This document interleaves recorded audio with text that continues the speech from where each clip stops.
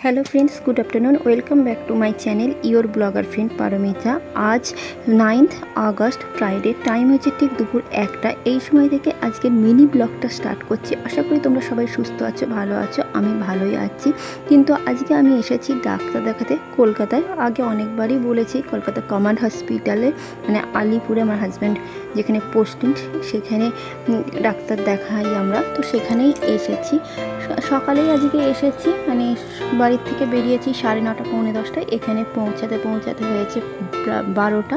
তারপর ডাক্তার দেখানো কমপ্লিট হয়ে গেছে, মেডিসিন নেওয়া হয়ে গেছে। এখন চলে এসেছি আমরা ক্যান্টিনে দুপুরের লাঞ্চটা করতে।